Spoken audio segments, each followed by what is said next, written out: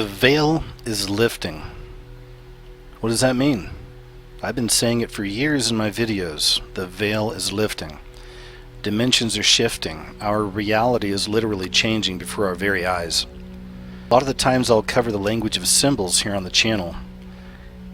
And the language of symbols is a very real language. But for centuries, we never knew about this. But for centuries, this knowledge wasn't for us. This has been carried through the secret societies, the high-end Masons, the Illuminati, if you will. Really, all these secret societies that form the pyramid of the beast system have had access to this kind of knowledge for centuries.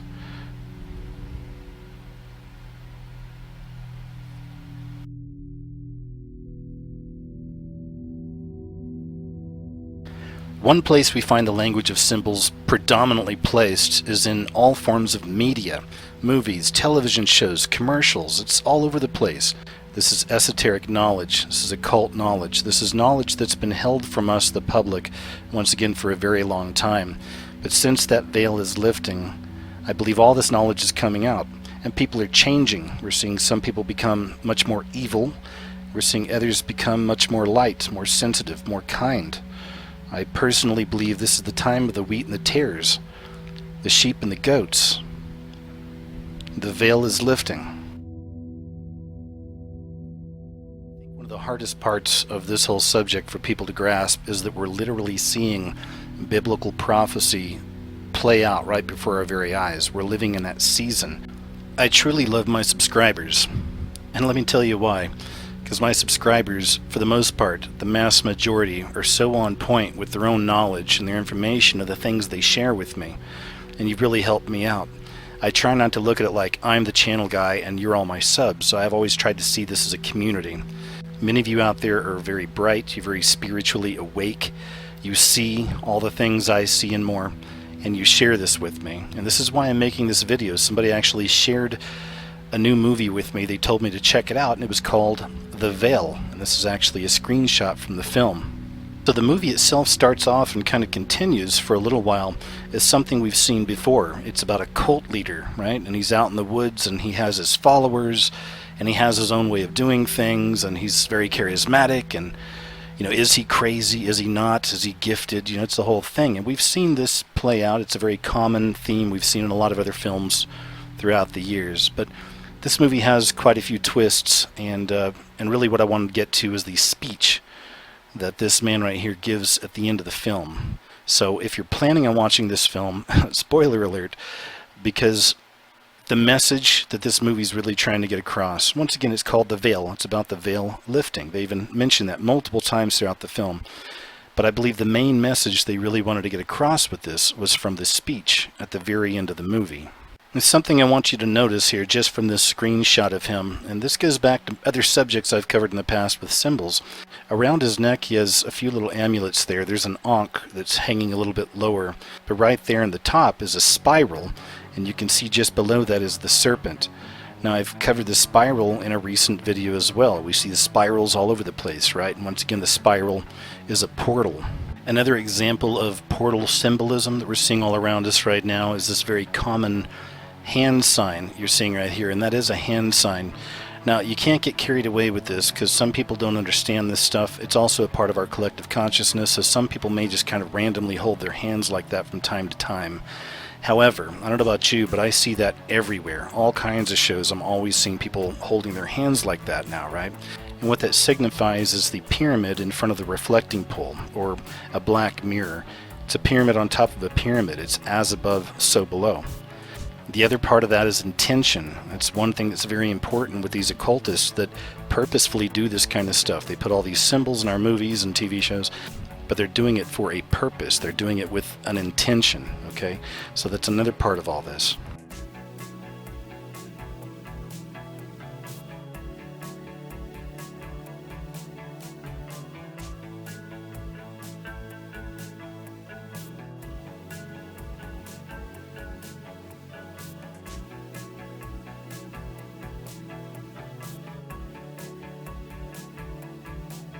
Reminded me of a video I just did a few days back about Survivor and some symbolism I found on that show. And once again, if you take a look right here, this was during one of their challenges.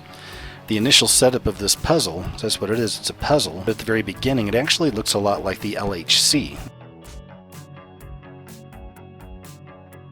That's what I thought immediately. I was like, oh, it looks like the LHC. It's kind of weird. I had no idea what images exactly they were going to put on there, but as you can see, this is what they came up with. So we had the spiral, or what reminded me of the LHC, CERN. And then right here is the completed puzzle, the snake eating its own tail. It's also the cancer symbol, the 69. And on the keystone for the Freemason arches, it's the same symbol. It's the cancer, the 69. It's also Enter the Dragon. It's the beast entering through a portal, entering through LHC.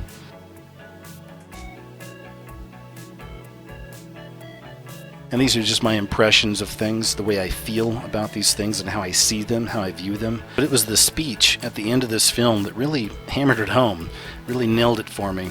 And oftentimes we need that. We need confirmations when we're looking into this language of symbols. It can be complicated. It takes logic, reason, critical thinking, but most importantly, it takes spiritual discernment to understand these kind of things. Again, there's one scene I forgot to mention that happened very early on in the movie, where he's talking to his flock, his congregation, and he takes a Bible from one of them, and he basically tells them, there's nothing in this book we really need, and he throws it over his shoulder, so you know where he stands on things. But then as the movie goes on, turns out, he can heal people. There's a lot of Christ symbolism with him, not saying he's Christ, but of course they're playing off of that, right? So lots of people die throughout this movie, and basically in the end what you find out is that this guy has figured out a way to come back, right? And he's figured it out for other people as well, but you have to kill them first, and then they can return. And that's explained in this speech and the sequence that plays just before it at the tail end of the movie. And this right here is the cult leader. He came back in the form of this person who had been killed earlier in the movie. So again, that's kind of what he's doing. He's killing people, they're killing other people, and all these people are coming back. So this right here is pretty much the beginning of that sequence, and the camera starts moving in closer and closer to this guy. And he keeps getting darker and darker and shape-shifting. And now you can see the spirit of that cult leader. You can see him, right? Even more so now. And then right there it is. And just before that short sequence began, the character said in a really dark and demonic voice, "The veil has lifted, the fallen shall rise." So in that moment alone, he kind of answered our question, right? But wait, there's more. Once again, he's telling you that that's what it is. That they are taking on other forms. They're killing humans to replace them, right? To interbreed with us, to become one like us. Hybridization. They look like us, but they're not. They're hollow on the inside, right? And again, that goes back to the wheat and the tares. If you're not familiar with the wheat and the tares, please look that up. They're beings that live among us. They look like us, but they're not. They have no soul. They're not of God. They're hollow on the inside.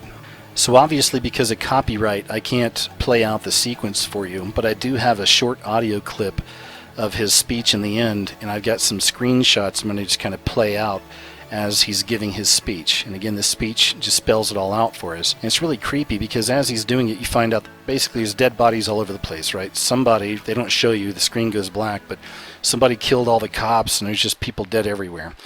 But at the very end, as he's giving his speech, he's talking about, rise up, to all these people. And all of a sudden, all these dead bodies start to rise, looking like zombies and just kind of following this guy, right? So once again, we have that theme, that hive mind. So check this out. Children of the void, sons of chaos, it is the last hour.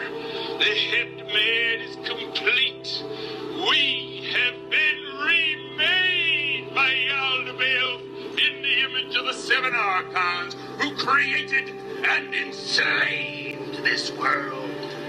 We are the hidden masters. We are the architects of anarchy.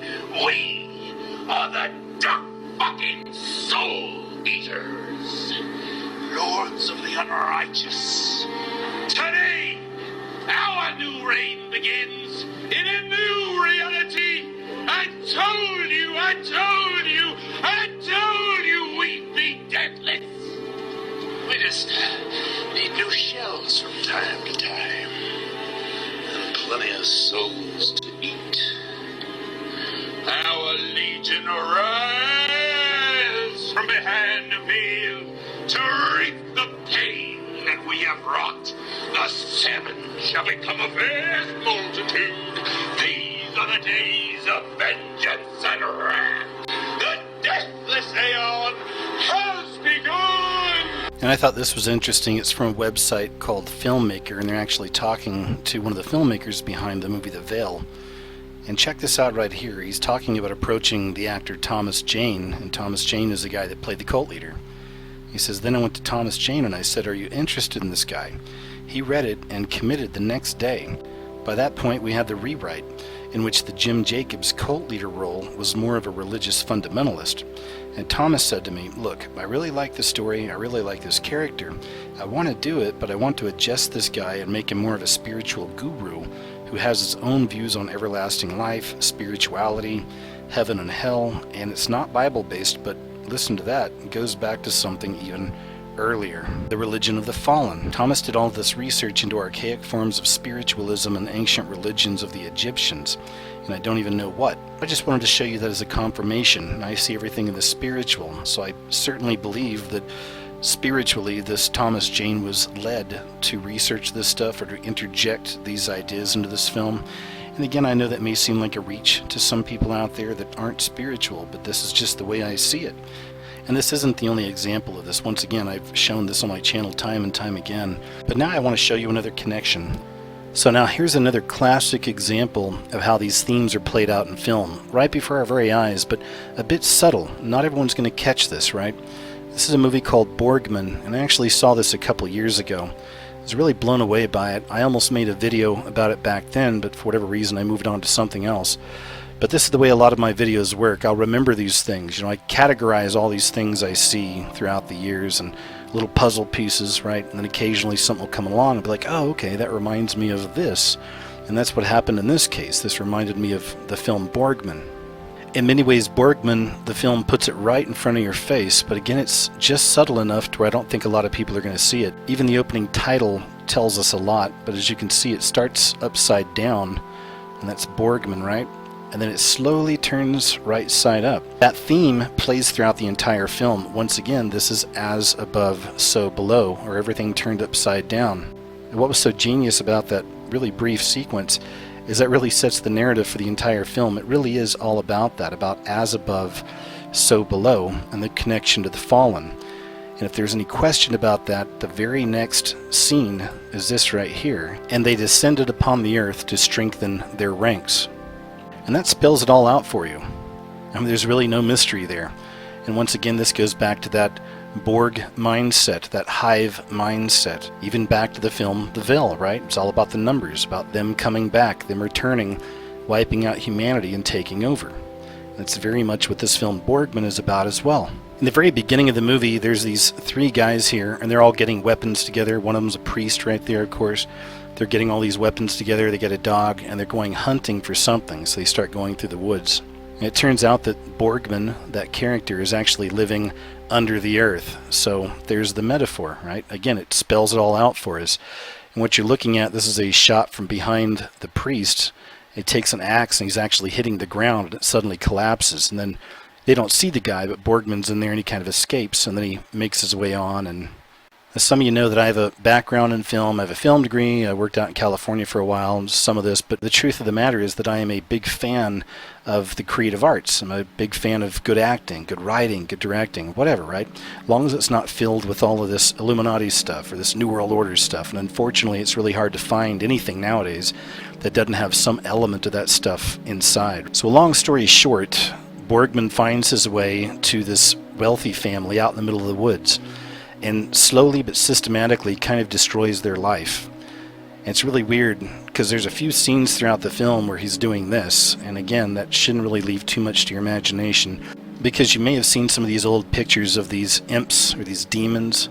It's usually associated to some form of night terrors, these things sitting on the chest of the sleeping woman. So that's happening in this film as well. And it's really interesting because you find out that what he's doing is he's invading her dreams. He's giving her nightmares about her husband. And this happens throughout the film. So she'll wake up and just start freaking out on her husband, and this guy has no clue what's going on. And no one had any idea whatsoever that Borgman, this demon, this fallen one, whatever you want to call it, was in the room causing all this chaos. And there's a screenshot where he's doing it again, and he has these helpers. These guys are helping him out. He actually has a small team. As the film goes on, you find out more about how he acquired these people. That's very interesting. Now, something else that's happening throughout the film is this man's relationship, Borgman, his relationship to the children and the family. He's always telling him these really dark stories. Here's a scene right here where he's talking about Jesus. He's talking about a little boy that was lost and needed help, and he said that Jesus wouldn't help because he's only interested in himself. So once again, for me, this goes beyond the screenwriter, the director, the this, the that, or whatever. This is a spirit. This is intention, because there's plenty of confirmation throughout this entire thing. But as the movie goes on, his two helpers from that screenshot I just shown you wind up taking the kids. They tell the parents that they're going to take the kids to school that day. Instead, they lead them to this hole. They take them underground. They pull out these surgical instruments, and they don't really show you the minor surgery they do, but they do something to the back of these people's necks. And then the people are never the same again. They're basically drones. They're like little zombies. So once again, it's about these fallen ones, these demons that are taking over humans. It's a Borg mindset, right? It's a hive mind, wiping out humanity and taking them as their own. I also thought it was interesting to note that throughout the film, the way they'll mark their victims is they put a little X on one of their shoulders. The X has a lot of meanings, still a Saturn, I mean the list goes on. Those are two pyramids connected at the apex, so once again you have the as above, so below, the mirror images, right, the portal. And those are the main points I wanted to cover for the movie Borgman, or Borg Man. That's the other thing, it's right there in the title. It's the Borg Man, and we know about the Borg, right? We are the Borg. You will be assimilated. Resistance is futile, and that's from Star Trek. So once again, that's that hive mind mentality, right? Taking over everybody, wiping out humanity, assimilate or die. And this really is a very common theme. Once again, we're seeing more and more over the last few years coming out. This is that occult knowledge, it's that esoteric knowledge. All of this stuff is coming out. You've even seen it with the black goo. Now, I've covered the black goo in some videos. Lots of other people have covered it as well. As with any other symbol, there's a lot of different meanings behind it. The black goo I've always seen as kind of a Borg system. Once again, all-encompassing, or a hive mind.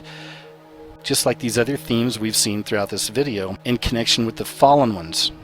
The interbreeding, the mixing the iron with clay. Here's just a few examples of where you see the black goo. They even call it the black goo, Helix, for that show there on Sci-Fi. But we saw the black goo in Prometheus. I thought this one was interesting. This is for the X-Files.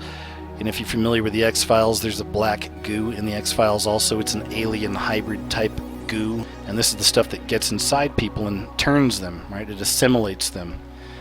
It's also interesting that they have the dead bee up there in the black goo, right? So there's the hive mind. This is from a game that's been around for a really long time called Magic the Gathering, but even one of their cards from way, way back, they have the death mark, and you find the black goo. Of course, you've seen the black goo in Spider-Man. It's another one from the X-Files. I recently saw it in a commercial for a new movie coming out called Suicide Squad, and this is one of the comic book people, or comic book heroes, I guess, or anti-heroes in the new movie, the Enchantress. And a wider shot, you find her, she's underneath the pentagram there and surrounded by the black goo. If you want to go real old school, we had the black goo with the Penguin. Tim Burton's version of Batman had that from way back. And of course, there's just a few more from the X-Files. One more I'll show you too. This one really blew me away. I don't know if you ever saw this movie or not. I wouldn't recommend it. It's just really artsy and weird, and didn't really seem to have much of a point. But it did have an agenda. And that agenda, once again, is all about the what? The black goo. So in the movie, Scarlett Johansson plays this alien character that goes out and seduces men. She brings them back to her place, wherever that is, leads them out into this dark void, and then they eventually get sucked up by this black goo. They get assimilated. Once again, we see that idea, right? And then there's a shot of what it really is. So here's your demon, here's your fallen one, right? It's the black creature, the blackened creature, the black goo creature wearing a skin suit. So again, we find that theme playing out in our media. So that's it, folks. I will leave you with that. Once again, we see these themes in all kinds of things now, all the time. The veil really is lifting. I've been saying it for a few years, And I feel like we've seen it in a lot of my work, and not just mine. I'm not trying to toot my own horn here, but a lot of other people out there as well. A lot of people are waking up to the truth about this spiritual war that's happening all around us, this spiritual reality that's unfolding before our very eyes. Yes, a lot of people can't see it, but more and more are waking up and seeing this stuff every day. And it's incredibly important, in my opinion, to understand this stuff, to see this, just so that you can understand the times we're in, where we're at right now. All knowledge is coming out, all truth is coming out, but you have to be prepared because there's a real battle taking place here.